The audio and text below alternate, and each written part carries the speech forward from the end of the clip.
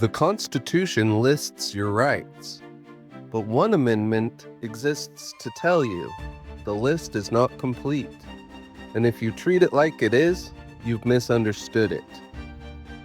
We're taught to see the Constitution as something finished, a complete document, a list of protections the government gives us, but it was never meant to be complete. It was meant to be revised, amended, corrected, expanded when necessary. Because the people who wrote it knew something simple. You can't list every right a human being has.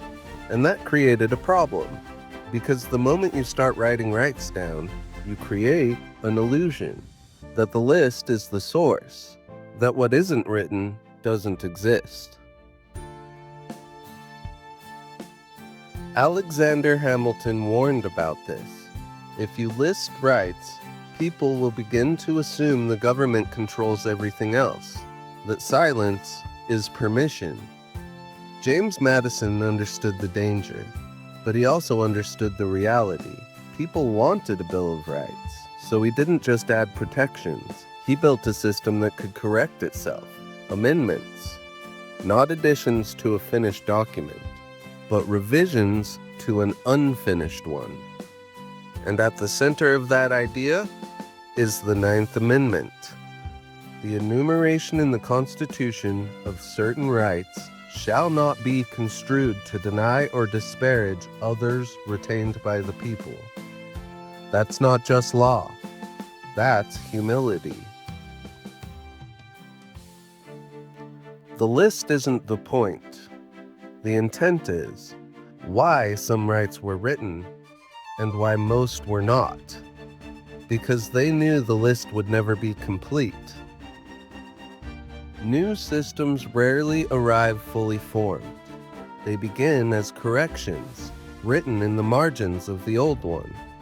The Constitution was the structure, the Bill of Rights was the correction, and the Ninth Amendment was a correction of the correction. A reminder, this is not finished.